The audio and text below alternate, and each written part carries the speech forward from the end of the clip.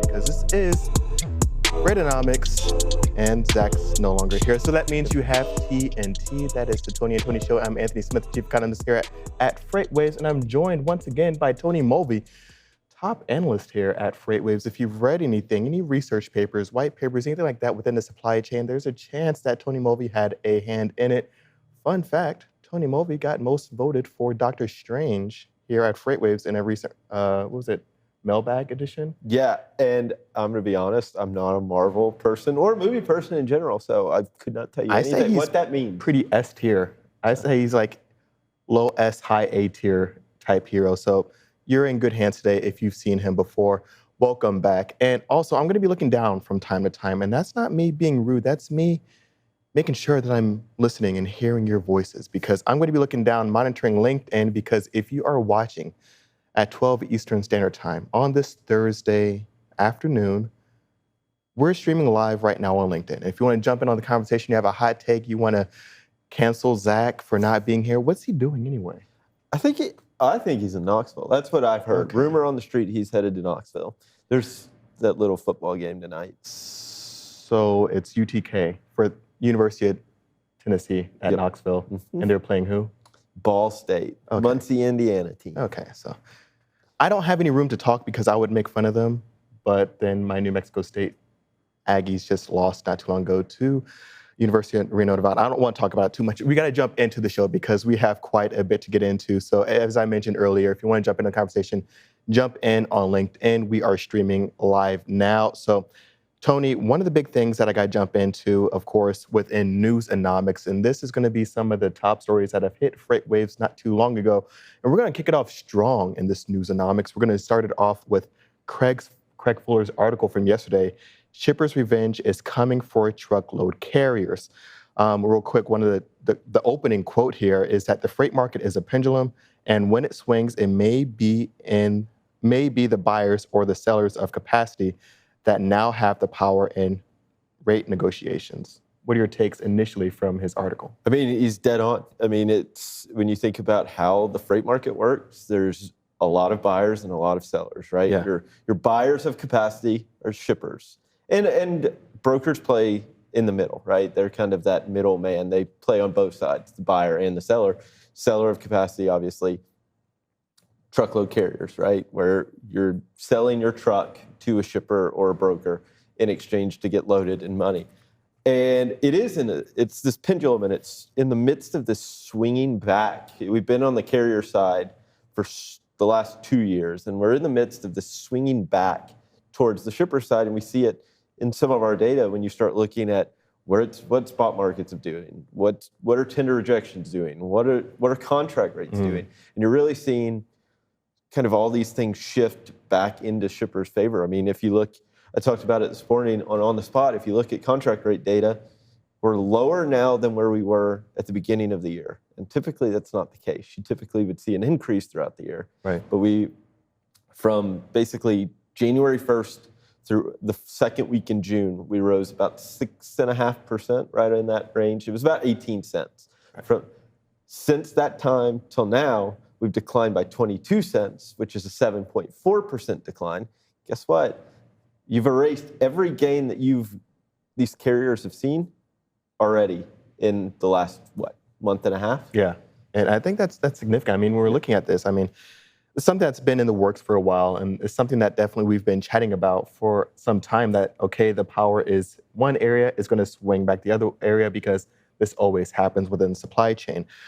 And this is something that Craig Fuller also talks to in the article, saying that, quote here, that's a little bit cut off, carrier executives convinced themselves that the freight market was different than this time, and their ability to have pricing power would remain in place indefinitely.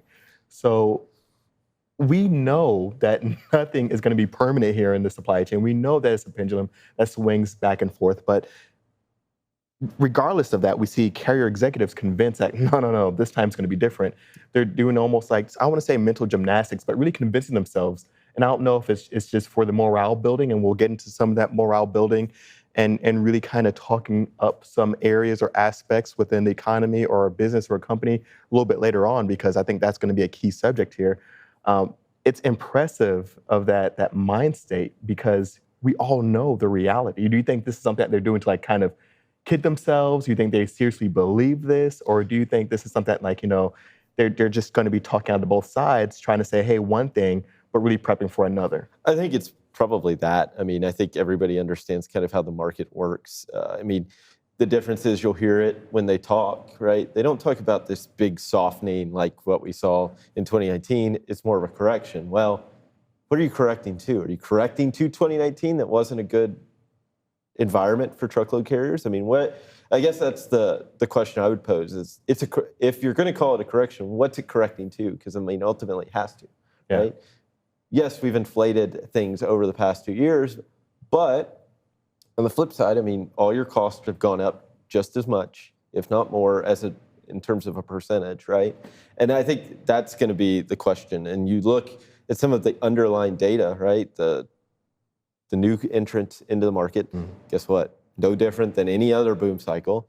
You look at the orders that they placed back in early 2021, go look at the peak back in 2018 of new truck orders, darn near the same. So it's almost like the reaction, they say it was different, but what they're showing in some of these other aspects is it's much of the same. Yeah, I definitely agree with that. And I could think keeping on that theme of shifts happening, late reactions, we have another article by Greg Miller, because we have a bunch of really smart people lined up in these newsonomics right now. An article from Greg Miller that just got posted, I think it was just yesterday, saying only 8 ships waiting off of Southern California, but 41 off Savannah. So definitely showing that there's been a shift in effect here because, of course, at some point in time, we saw that there was just skyrocketing numbers off in Southern California. Now we're seeing a shift in capacity, and now where a lot of volumes are kind of shifting to now in Savannah, and definitely a lot on the East Coast here. Tony, is this another example of an overreaction or a shift too much into one direction? Probably. Okay. I mean, granted, you think about the labor union, like the negotiations going out on the West Coast. You think about the congestion that was out there. I mean, there's 130 vessels as of Tuesday morning off the coast of North America. There were that many off the coast of LA Long Beach at times, right? So, I mean, you've basically taken that one issue and spread it across all the ports. I mean, I'm looking at this, 41 off Savannah, 24 off of Houston, 19 off New York, New Jersey. Then you got up in Canada, you've got 14 off of Vancouver, 13 out of Oakland, right? So there's just this, it basically took the problem and spread it out, which is good. I mean, it's a good thing because it should help some of that fluidity, that the issues that were happening at LA Long Beach that caused a lot of that queuing and whatnot. But there's other issues that go into this too, where these queues are building up. Is there warehousing availability to, one, clear the ports so they can unload some of these vessels? Yeah. And I think that's going to be the key, is we've got to work through these record inventory levels just to help free up some of the space. But I do think it's one of those, it was a shift to avoid some of the issues in California, but there's other issues that are attributing this congestion everywhere else, right? It's not just one port versus another like it was. Now it's kind of everywhere, but it's because there's other issues within the U.S. going on. Oh, for sure. And I know one of the big things that has an advantage on the West Coast is, of course, the infrastructure being able to be built out to handle the capacity, things like that. And when we're looking at one of the things you mentioned, I think it was a great point, working through some of the inventories. And we're going to talk to some inventory updates a little bit later, as it really kind of lies upstream within manufacturing and the ISM PMI and stuff like that. But last article here by, I think, probably one of the smartest people I've ever met, really. JP Hampstead also adds into the conversation yesterday with race to the bottom and the truckload contract rate sets in. One of the things he mentioned was that pressure is being let out of the global freight markets as demand falls to lower volumes in a variety of modes, are more easily handled by the capacity and infrastructure built up during the last 2 years of the COVID-19 pandemic. Tony, do you see this really kind of being, I guess, the writing on the wall here? That, okay, the call that we've made, what was it, 6+ months ago, is really kind of coming to fruition? Yeah, I mean, I think that's part, I mean, yes. I mean, ultimately, it just takes time, right? We saw like you said, the writing was on the wall. It was just a matter of when's it actually happen. And I think what we saw, I mean, we did a survey, right? Kevin and Joe on the research team, they did a survey and we're like, how far do spot rates need to be below contract rates before you move things in the spot market to take advantage? And then how long before you kind of see that happen? And it was like everything that shippers were saying in that survey, like the timing of that survey was the same time we were seeing this stuff happen. And it was like, when's it going to show up in data? And guess what? Now it is. Like, but it's going to take some time for it to work through. And where do we ultimately get to, right? In contract rates, spot rates, like where is that floor? I mean, I think that's going to be the question. It's not that we're not trending in that direction. It's where is it? But I think, ultimately we are seeing all of this come to fruition. It was more of just a matter of time as opposed to what direction we were headed in. That's a great point here. And I'm checking LinkedIn, as I mentioned earlier, and one of the things we have coming in from it says Jorge Chinchilas. I think I'm pretty much got this name wrong. I'm sorry, Jorge, for butchering your last name. He says prices are currently coming down in the truck industry. When do you guys think prices are going to start increasing? I think we have a ways to go because I think we are still settling at the bottom here. So this could be something that we probably don't see until 2023 potentially? Or? Yeah, I mean, when you start thinking about some of these contracts, right? When on the way up, taking advantage, shorter bid cycles, guess what? Similar concepts are going to happen on the back end. And then you're going to get, once we feel comfortable, you'll see more annual bids and things like that, the 12-month bid cycle. But a lot of those don't come on until earlier in the year, right? So first quarter, second quarter of 2023 before you maybe see some of that floor. And then you're talking 9, 12, 18 months before you really see that pressure. You'll see some movement in it, but a significant upward move again. And ultimately, we're not going to see anything like what we saw likely in 2020, where we just saw this rapid increase in rates, right? That was driven by a major catalyst with COVID and shutdowns and stimulus spending and things like that. You see what the Fed's doing, and I think we'll talk on it a little later, where they're really trying to curb demand to fight inflation.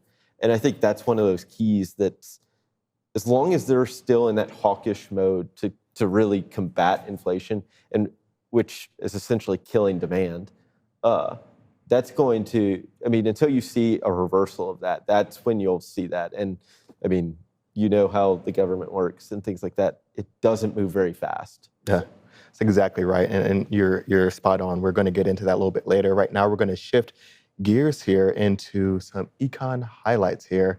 Talking first around one of the big reports that came out this week, because this is a pretty much jobs week. We got job openings, the quit rate. We have the ADP payroll number that just came back out. We have, of course, every week we have initial jobs claims, and we have the unemployment rate that gets released tomorrow. So jumping into the job openings news, this is some good news here, Tony. Initially, we're seeing at the headline number that there was over 11 million job openings in the U.S. And so this is a pretty substantial increase, 11.2 million. This is, I would say, above my expectations that were added. And despite that, the underlying trends from this report still confirm my uncertainty within the jobs market, because within that report, we saw that hiring definitely slowed down. Even though that more jobs are being posted, companies are not hiring as much. And so that's another concern there, because we're seeing that just because there's a job open doesn't mean that there's going to be people working that job. Yeah. Also within the report, we saw that there was a pretty substantial job openings posting for transportation warehousing, definitely an area that we are seeing a lot of demand for potentially. Layoffs at a macro level haven't trended upwards, but we are seeing more and more of them pop up. The good thing is with some of these job openings number, despite the slowing down in the hiring rate, is that if someone is laid off within transportation or within supply chain, or really almost any segment within the economy, the good thing is right now is that you're likely to be able to find a new role to kind of get fit into. And I think this is an opportunity for a lot of people for the time being, but I don't think the same opportunity is going to really show itself as being viable a little bit later on as we continue throughout the second half of this year and get into 2023 as well. The other big thing is here the quit rate that also eased. It was over, I think, right around 3% a little bit earlier on in the year. Now it's down to 2.7, which is still very much elevated, but at the lowest level since May 2021. And the quit rate essentially is something that's going to be used to gauge consumer confidence, although consumer confidence is a separate gauge, consumer sentiment is a separate gauge.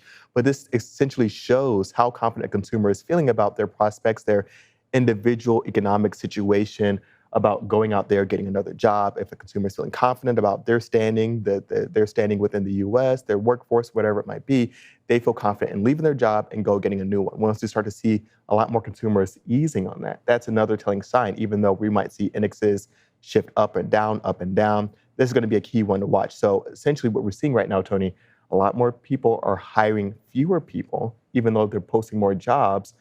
And this is something I think is really going to start to show some concerns as we continue to see some hesitation, not just at the consumer level, but at the company level as well. Yeah, I guess my question to you, I mean, when you look at this, right, you see that uptick in job openings, and you talked about the quit rate falling. I mean, will it take, and I think that I know the answer, but I want to ask, I mean, it takes some time, right? These consumers have been so used to the job market being so white hot, and like, I can leave, I'm confident I'll go get something else and get hired almost immediately, right? I mean, like the demand for jobs was so high, right? But the supply was so limited.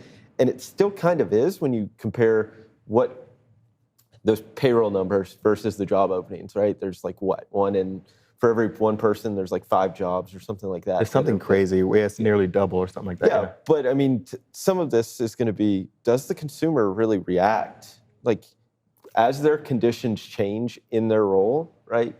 That's going to take some time to show up in this data, right? Is that? Oh, for sure. I think there's going to take some time for this to show up in the data. And when we look at the job openings, it's interesting to look at. It's also a lagging indicator. It's not going to predict what's going to happen. One of the last things companies are going to want to do is layoffs. And that's going to be one of those areas that we're going to be watching closely. Of course, don't want to see it happen, but it's likely going to start happening a little bit more frequently as we continue to move throughout the rest of this year.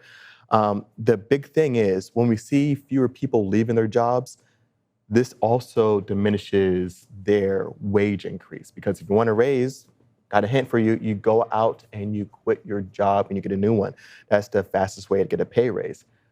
A lot of more folks staying at their jobs mean that they're not going to be getting those pay raises that we saw throughout the Great Resignation over the last couple years here, 18 months or so. And so that's going to be another big area to watch here. Those that have quit their jobs, left, saw, I think, essentially over double-digit wage increases. Those who have stayed have seen wage increases below the rate of inflation.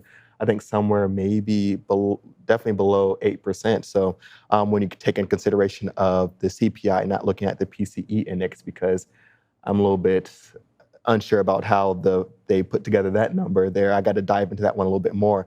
But that's going to be a big thing here. And the other big thing is the consumer conditions. I always talk about the consumer conditions. Job openings, great. We want to see initial jobs claims continue to remain low, and good news, they did come in low again this week. So it's great to see that there's back-to-back weeks of downward movement. I love it. But the consumer conditions are not changing. We're still seeing the savings rate for consumers at lows that we haven't seen in over a decade. I think it's somewhere around 12 or 13 years or something like that. We're also seeing consumer credit utilization increase as well. I think a lot of the headline consumer confidence has come from the easing in the headline inflationary number, the easing in gas prices, and of course, we just heard about the tuition reimbursement plan or student loan forgiveness, I should say, which is a problem in and of itself, essentially. And I'm all for people having less debt. I don't want anyone to be over-encumbered by student loans. But what this does essentially is kind of saying, hey, if I'm just now getting out of high school, I'm going into college, I see this happening, I might feel a little bit more secure in taking on a lot more debt with the expectation that, hey, someone's going to take care of this, not going to be me. And at the same time, colleges are going to feel a little bit more emboldened to continue to charge higher and higher tuition rates because they're saying, hey, someone's going to take care of this. They're going to keep taking these prices and accepting these prices. Yeah, and I mean, I think there's a few, I mean, I don't want to say issues with it, but I mean, there's one, the legality part of it, like, is it actually going to happen? Yeah. But and don't react to it, right? I think that's my concern is the consumer is going to react to this, and if it doesn't actually happen, now they've gone out there and acted like it has, and it actually hasn't. And now they're still under sometimes mountains of debt. Yeah. And then, I mean, the other factor, right? I mean, like, what does this actually do in the long run? I mean, if you start thinking about for the average person, what is that average loan? I think would you have been better just lowering the interest rate on some of these student loans to match kind of what that Fed funds rate, right? If you move it down towards that, as opposed to, hey, we'll give you $10,000, basically it's essentially interest free, but you're still going to pay 6% interest on the remaining balance. Or, hey, we won't give you that, but we'll give you 2% or 1.5% on that balance. I mean, were there other options that maybe were, in the long run, a better plan as opposed to, hey, we're just going to give you $10,000 and just go away?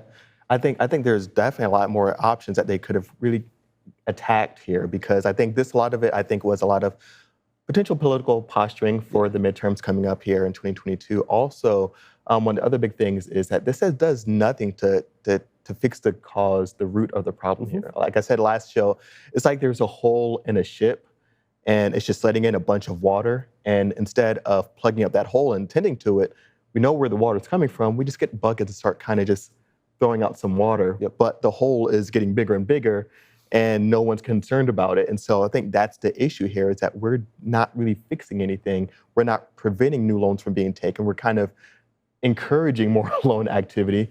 And essentially, this can be inflationary building, because you're essentially giving more money to people. You're increasing their spending power potentially, or emboldening them to have a high propensity to spend, because now they don't feel over-encumbered by some of these loans. And so I think that's another big issue here. When you look at consumer spending power, this is something that's going to increase it, but not in the way that we want to see it. And I think it's definitely going to be an interesting one. And I also mentioned this, I think, on a previous episode. It makes that inflation bill makes a lot more sense because of those IRS agents. Now, we're going to see a lot more taxing, auditing happening. This could be another potential way of funding things like this happening in the upcoming years, because we're going to need more tax revenue, I'm sure, to fund these types of initiatives. So this is going to be something that's definitely interesting. And I think the title of the show is called Pain Tolerance. And I got to get to some of that. And that comes from Jerome Powell, Jackson Hole talk.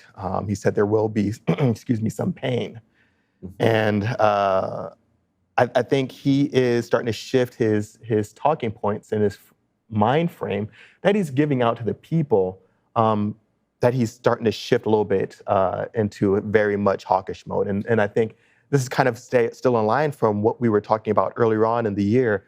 The Fed has to put on a good face and say, hey, first thing was inflation is transitory. And a lot of people knew that this wasn't transitory, but they had to say that. And so they said that, and lo and behold, it isn't. And they walked that back. Next thing you know, they say, hey, we're probably on course for a soft landing, if anything. And now they're just saying, hey, at first they were saying there's no recession. Even though we have back-to-back declines in GDP, there's no recession here. Now they're saying, hey, maybe a soft landing. Hey, maybe a soft landing isn't here. Maybe there will be pain. There will be pain. And so it's that saying one thing and then kind of conceding a few points, and giving one thing and then conceding a few points. One of the big things here that he really invoked here was Paul Volcker energy, with his ties to his mentor that he had in the 1970s, 1980s era of the head of federal chair. He really dealt with a lot of inflationary pressures, and he is paramount in really being the one to really charge in and jacking up interest rates and not really caring about a recession, just like saying, hey, we got to deal with this. And so I think a lot of folks are seeing, hey, maybe Jerome Powell is going to take the same mind frame here and really be hawkish on this interest rate thing. Yeah, I mean, this is where playing politics almost with it doesn't make sense, right? And I think some of his role is not to play politics, but it does factor in, right? I mean, that some of that happens, and I think that's going to be what's interesting. It's how's the I mean, you have it in here, the market react, right? Yeah. But how does the U.S. just normal consumer react to him doing this? I mean, you start, again, trying to take that hawkish thing, you're curbing demand. Guess what? Like, a consumer is going to be affected by this heavily, and it'll be interesting to see how it plays out, but definitely seems like he is taking some of that energy. Yeah. Now, does he go full? That's going to be the thing that we have to see. Yeah. All right, Tony, we're in the last 30 seconds here. Hot take about absolutely anything in the world. What is it? That's too tough. There's so many hot Just takes. give me one, man. What's one controversial one? Marvel, football. Oh, gosh. Tennessee's going 10-2. That is a hot take. It's a hot take. Some folks in the control room might agree with you. I think it's messed up that the Hulk gets weakened every single Marvel movie. Anyway, this has been Freakonomics.